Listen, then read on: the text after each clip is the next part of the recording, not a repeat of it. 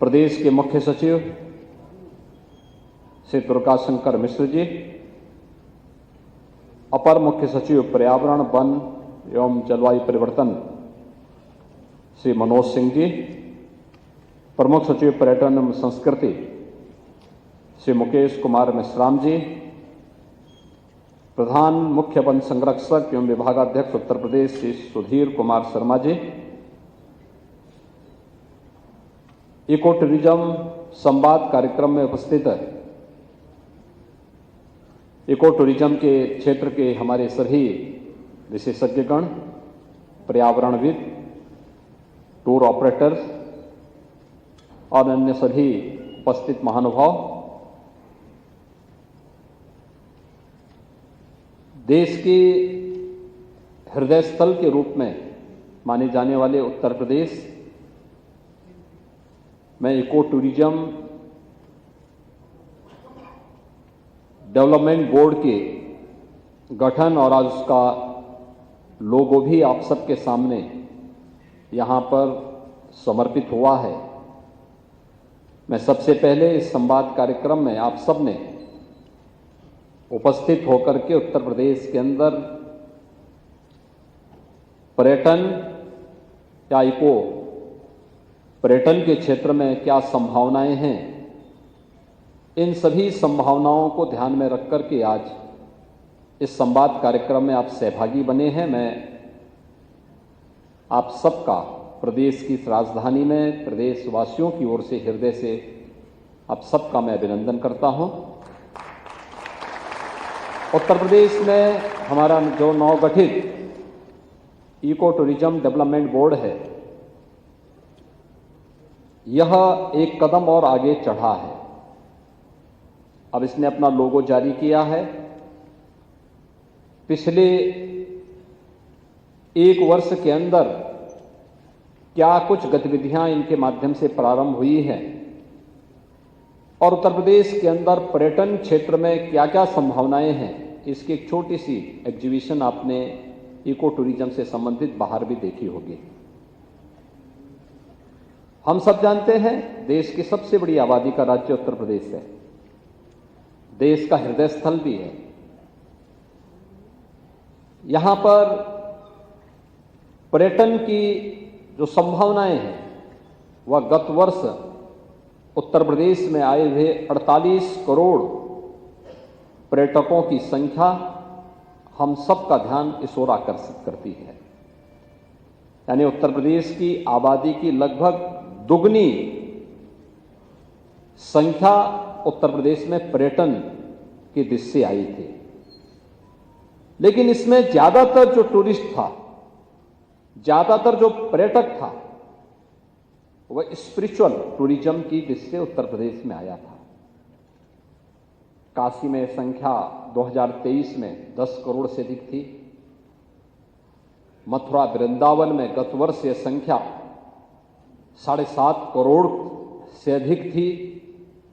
अयोध्या में गत वर्ष यह संख्या 5 करोड़ से अधिक थी। और आप जानते हैं कि अयोध्या में प्रभु राम के 500 वर्षों के बाद अपनी जन्मभूमि पर विराजमान होने के कारण अब वहां पर इसकी संख्या और कई गुना बढ़ रही है। यानी एवरेज 1.5 से 2 लाख पर्यटक प्रतिदिन अयोध्या आ रहे हैं, अयोध्या धाम में आ रहे हैं। अगर आप देखेंगे संख्या काफी इसमें बढ़ोतरी होनी है। ऐसे ही प्रदेश के अंदर अलग अलग ऐसे बहुत सारे साइट हैं जहां पर लोग जाते हैं। लखनऊ के बगल में नैमिषारण्य है, चित्रकूट है, सुखतीर्थ है, विंध्यवासिनी धाम है, मां पाटेश्वरी धाम है, मां शाकंभरी धाम सहारनपुर है, या बौद्ध तीर्थस्थल चाहे वह कपिलवस्तु हो, चाहे वह सारनाथ हो, कुशीनगर हो, श्रावस्ती हो, संकिसा हो, या जैन तीर्थ स्थलों के लिए या सूफी परंपरा से जुड़े हुए स्थलों के लिए यानी अनेक संभावनाएं स्पिरिचुअल टूरिज्म की पहले से यहां मौजूद है और ये संभावना बताती है कि अगर स्पिरिचुअल टूरिज्म के लिए यहां पर स्पेस है, इसका मतलब मानव सृष्टि और जीव सृष्टि का उद्गम स्थल है। और उसका सबसे बड़ा प्रमाण अगर देखना है तो सोनभद्र में फासिल पार्क को एक बार आप जाकर के देखिए। यानी उसकी जो उम्र है उतनी ही है जितनी जीव सृष्टि की है। लगभग 150 करोड़ वर्ष पूर्व के वे सब फासिल वहां पाए जाते हैं। ऐसे अनेक स्थल आपको मिलेंगे, अनेक प्राकृतिक सरोवर मिलेंगे, ताल मिलेंगे। 15,000 वर्ग किलोमीटर का क्षेत्रफल तो हमारे पास केवल वन संपदा है। अच्छे पौराणिक काल के, ऐतिहासिक काल के वन उत्तर प्रदेश में मौजूद हैं। और मैं जब देखता हूं, मुझे उत्तर प्रदेश की तराई क्षेत्र में जब जाने का अवसर प्राप्त होता है, एक बात मन में जरूर आती है कि उत्तर प्रदेश के अंदर वन भारत और नेपाल सीमा में सुरक्षित हैं। बहराइच, श्रावस्ती में, बहराइच में, बलरामपुर में, लखीमपुर खीरी में, पीलीभीत में। लेकिन जब उस पार हम जाते हैं नेपाल की तरफ तो वहां एकदम वन पूरी तरह समाप्त हो चुके हैं। और इसीलिए चाहे वह चोका हो, चाहे वह दुधवा हो, चाहे वह पीलीभीत टाइगर रिजर्व हो, और अब तो हम लोग चित्रकूट में भी और बिजनौर के अमानगढ़ में भी टाइगर रिजर्व के कार्यक्रम को आगे बढ़ाने का कार्य कर रहे हैं। तेजी के साथ इसको भी आगे बढ़ा रहे हैं। अनेक संभावनाएं इस क्षेत्र में उत्तर प्रदेश के अंदर पहले से मौजूद है, हम सब जानते हैं। यानी अगर स्पिरिचुअल टूरिज्म का स्थान है तो अवश्य ही हेरिटेज टूरिज्म का भी और इको टूरिज्म का भी स्पेस, वहां उतनी ही संभावनाएं उसके पास मौजूद हैं। और उन्हीं संभावनाओं को देश और दुनिया के सामने लाने के लिए लोगों का इसके प्रति आकर्षण बढ़े, मनोरंजन भी हो, ज्ञानवर्धन भी हो, अतीत और इतिहास के साथ जुड़ने का अवसर भी प्राप्त हो, और भावी चेतावनी के प्रति हम सब जागरूक भी हो सकें। इस दृष्टि से उत्तर प्रदेश ने अपना eco tourism board, development board का गठन किया है। इको टूरिज्म डेवलपमेंट बोर्ड के पीछे का उद्देश्य ही यही है। अभी हमारे पर्यटन और संस्कृति मंत्री जैसा कह रहे थे, इस बार जून की गर्मी मुझे लगता है लंबे समय तक उत्तर प्रदेश वासियों को और देशवासियों को याद आएगी। टेम्परेचर कितना ऐसे बढ़ रहा था जैसे किसी साइकिल का चक्का घूम रहा हो, तेजी के साथ आगे बढ़ रहा था। लोग असहाय थे, असमंजस की स्थिति में थे। लेकिन इसके लिए कोई उत्तरदायी कोई दूसरा नहीं है, हम सबकी स्वार्थी गतिविधियां ही इसके लिए जिम्मेदार भी हैं। अपने स्वयं के स्वार्थ के लिए प्रकृति का दोहन करने की हमारी जो प्रवृत्ति है, इसने इस प्रकार की स्थिति हम सबके सामने पैदा की। अनेक नदियों के जल सूख गए, स्रोत सूख गए, सूखी पड़ी हुई थी। आप लखनऊ में हैं, लखनऊ में हम लोग एक नाइट सफारी बना रहे हैं कुकरेल के पास, और कुकरेल के नाइट सफारी के पहले हम एक नदी को जीवित करने वाले हैं लखनऊ में, उसका नाम है कुकरेल नदी।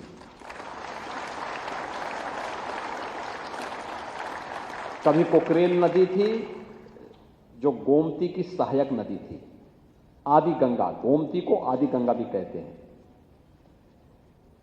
पीलीभीत से निकल करके और वाराणसी में ये मां गंगा के साथ इसका मिलन होता है। लेकिन गोमती की सहायक नदी कोकरेल नदी को लोगों ने नाला बना दिया। नाला बना करके उसमें अवैध निर्माण कर दिए, कब्जे हो गए, और कब्जा इतना बढ़ा, पिछले 4 दशक में इतना बढ़ गया कि अब वह स्वयं ही न केवल नदी के लिए बल्कि यहां के पर्यावरण के लिए एक चुनौती बन गई थी। और फिर 1 वर्ष पहले हम लोगों ने इस लड़ाई को प्रारंभ किया। नहीं, कुकरेल को नाला नहीं, इसको फिर से नदी बनाना है। और नदी बनाने के लिए उस लड़ाई को यहां से लेकर के सुप्रीम कोर्ट तक हम लड़े, और मुझे प्रसन्नता है 8000 से अधिक ऐसे जितने इलीगल स्ट्रक्चर थे उन सबको हम लोगों ने उसके पेट से अब तक निकाल करके बाहर फेंका है, उसको हटाया है। जिनका पुनर्वास होना था उन्हें पुनर्वास भी किया है, जिन्हें दंडित करना था उन्हें दंडित भी किया है। और नदी, आप आश्चर्य करेंगे कि अभी 8000 स्ट्रक्चर हटे हैं, लेकिन इतने स्ट्रक्चर हटने के बाद नदी में पानी के नए स्रोत फूटते हुए दिखाई दे रहे हैं। यानी जब गर्मी थी, जब नदियां सूख रही थी, जल के स्रोत सूख रहे थे, तब कुकरेल में नए जल के स्रोत फूट रहे थे। ये दिखता है कि हमने जल के स्रोत अपने स्वार्थ के लिए स्वयं बंद किए हैं, लेकिन यही स्थिति अन्य जगहों पर भी है। हमने कभी भी उस दिशा में प्रयास नहीं किया है, और इको टूरिज्म डेवलपमेंट बोर्ड इस बात के लिए हमें आगाह कर रहा है कि ज्ञानवर्धन के लिए भी, मनोरंजन के लिए भी हम अपनी प्रकृति के इस उपहार का उपयोग करें, लेकिन इसके साथ साथ आने वाली पीढ़ी को एक लंबे समय तक यह उपहार इसी रूप में मनोरंजन और ज्ञानवर्धन के रूप में प्राप्त होता रहे। इसलिए इसके संरक्षण की जिम्मेदारी भी हमारे ऊपर होनी चाहिए, हर पीढ़ी को अपने ऊपर लेनी पड़ेगी।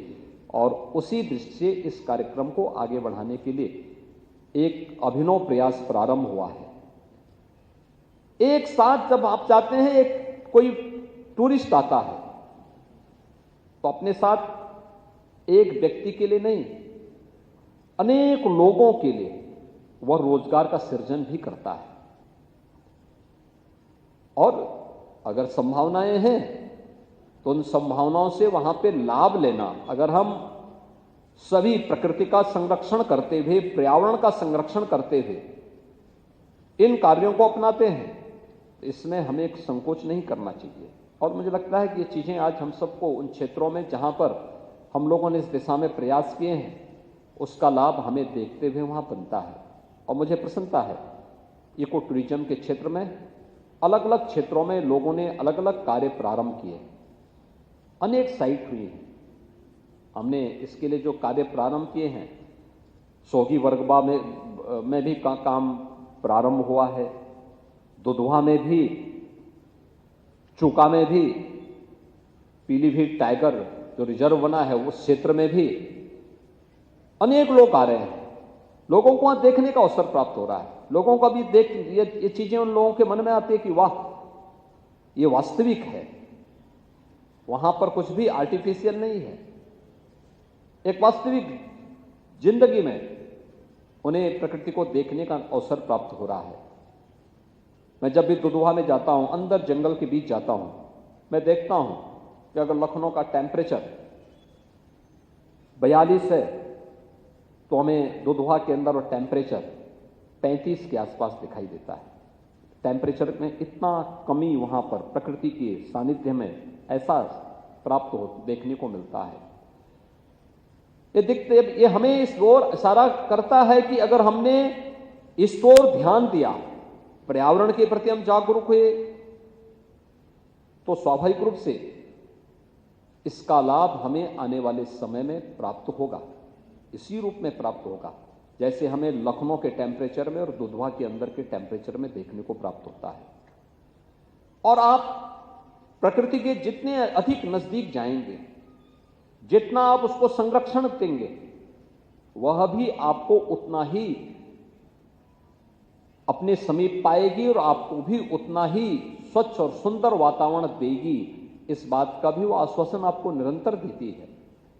लेकिन हमारे स्तर पर कुछ प्रयास तो इसके लिए प्रारंभ हो। दूसरा, वहां पर जाने की संभावनाओं को कनेक्टिविटी के लिए भी अब सरकार ने प्रयास प्रारंभ किए हैं। अभी हम लोग लखीमपुर में जो हमारी पुरानी एयर स्ट्रिप थी, उसको हम लोग वहां पर एक एयरपोर्ट के रूप में उसका विकास करने जा रहे हैं। ऐसे ही आपने देखा होगा, पिछली बार हम लोगों ने इस क्षेत्र में एक हॉलिडे ट्रेन चलाने की व्यवस्था वहां पर रेलवे के माध्यम से प्रारंभ की और उसको हम और अच्छे ढंग से प्रस्तुत करने का हमारा प्रयास है कि कैसे हम इसको और अच्छे ढंग से आगे बढ़ा सकते हैं। भारतीय रेल उस समय इसके लिए सहमत भी था। उसको बोर्ड के माध्यम से, विभाग के माध्यम से, टूर ऑपरेटर्स के माध्यम से इन संभावनाओं को आगे बढ़ाना पड़ेगा। ऐसे ही हमें इस बात के लिए वहां के अगर हम स्थानीय जो निवासी हैं उन्हें वहां पर गाइड के रूप में प्रशिक्षित करें, वहां पर बनने वाली जो सुविधाएं उन सुविधाओं के साथ जोड़ें, तो हम वहां के इकोसिस्टम को भी ठीक कर पाएंगे और इको टूरिज्म को भी आगे बढ़ाने में हमें इसके माध्यम से बहुत मदद मिल सकती है। आज मेरा मानना है कि टूरिज्म एक ऐसा क्षेत्र है जो न केवल हम सब के लिए एक मनोरंजन का माध्यम बन सकता है, बल्कि आर्थिक समृद्धि के माध्यम से हम सशक्त बनने की दिशा में भी अग्रसर हो सकते हैं। अनेक लोगों के लिए एम्प्लॉयमेंट जनरेशन का भी एक बहुत सशक्त माध्यम भी बन सकता है और उन संभावनाओं को आगे बढ़ाने के लिए, क्योंकि जो मैंने पहले ही कहा कि उत्तर प्रदेश सरकार ने इस दिशा में अलग अलग सेक्टर को चिन्हित करने का प्रयास किया।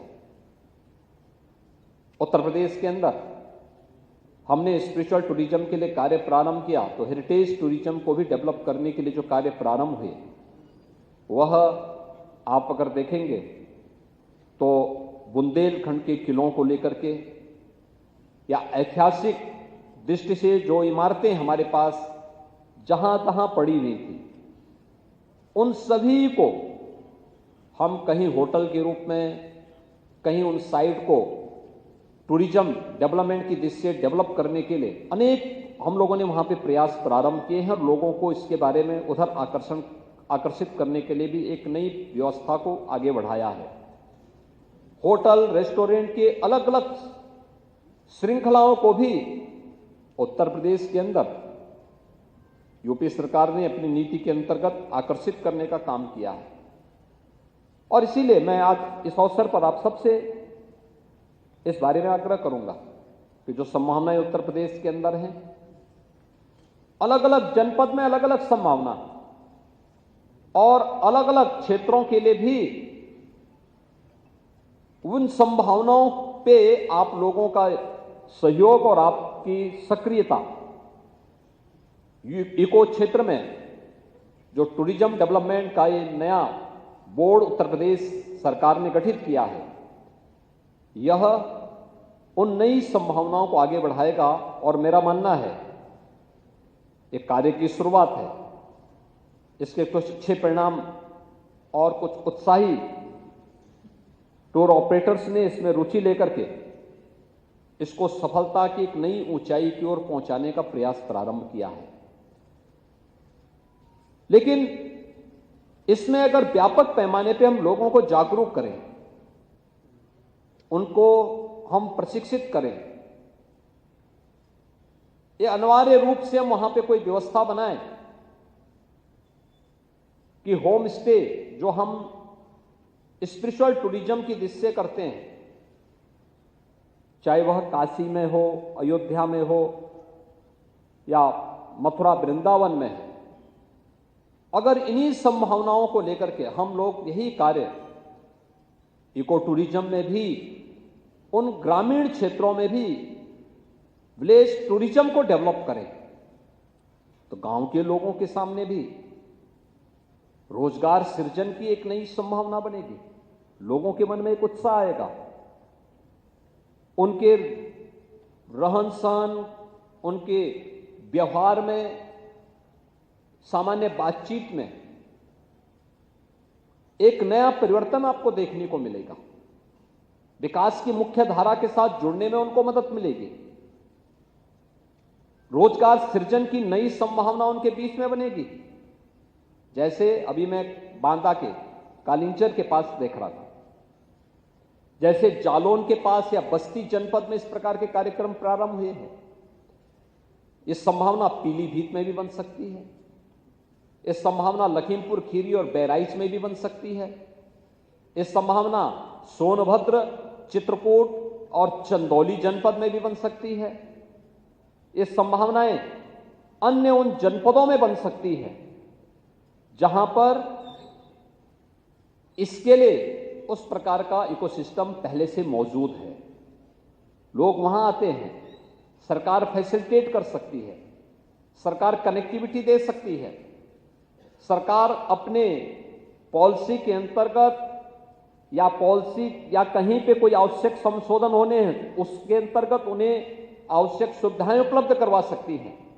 लेकिन इस पहल को एक नई ऊंचाई तक पहुंचाने में आपकी एक बड़ी भूमिका होगी और इसके लिए मैं आप सबसे आह्वान करूंगा कि उत्तर प्रदेश सरकार के द्वारा जो एक पहल आगे बढ़ी है, इन संभावनाओं को उत्तर प्रदेश के अंदर अगर आप देखेंगे तो अलग अलग क्षेत्र हों या जनपद हों, उन जनपदों में इको टूरिज्म की इन संभावनाओं को आगे बढ़ाने के लिए बोर्ड के साथ जुड़ करके अगर आप आगे बढ़ाएंगे तो हमें प्रसन्नता होगी और मुझे पूरा विश्वास है कि स्पिरिचुअल टूरिज्म की तर्ज पर हम लोग इको टूरिज्म को भी आगे बढ़ाने में सफल होंगे।